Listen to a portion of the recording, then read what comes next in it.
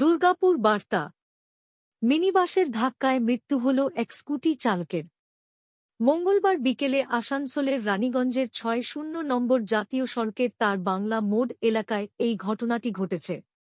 মিনিবাসের ধাক্কায় মৃত্যু হওয়া স্কুটি চালকের নাম গৌরব মোদি, ৪-২। তার বাড়ি রানীগঞ্জ থানার তার বাংলার হনুমান কলোনিতে। এই ঘটনার পরে এলাকার বাসিন্দারা ক্ষুব্ধ হয়ে ওঠেন। তারা রাস্তা অবরোধ করে বিক্ষোভ দেখাতে শুরু করেন, যা নিয়ে গোটা এলাকায় উত্তেজনা ছড়িয়ে পড়ে। জানা গেছে, এদিন বিকেলে রানীগঞ্জের বাসিন্দা গৌরব মোদি নামে ওই যুবক ৬-০ নং জাতীয় সড়কে তার বাংলা মোড় এলাকায় স্কুটি নিয়ে রাস্তা পারাপার করছিলেন। সেই সময় একটি রানীগঞ্জ দুর্গাপুর রুটের একটি মিনিবাস রানীগঞ্জ থেকে দুর্গাপুরের দিকে যাওয়ার পথে তাকে ধাক্কা মারে। তাতে স্কুটি চালক গুরুতর জখম হন। ঘটনার খবর পেয়ে ঘটনাস্থলে আসেন রানীগঞ্জ ট্রাফিক গার্ডের ওসি অনন্ত রায় ও রানীগঞ্জ থানার পুলিশ।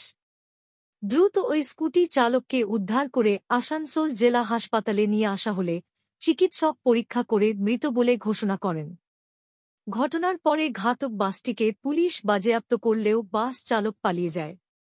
এই ঘটনার পরে বিক্ষোভ দেখিয়ে রাস্তা অবরোধ করে স্থানীয় বাসিন্দারা দাবি করেন, একদিকে বেহাল রাস্তা, অন্যদিকে বেপরোয়াভাবে যান চলাচল করছে সেই রাস্তা দিয়ে।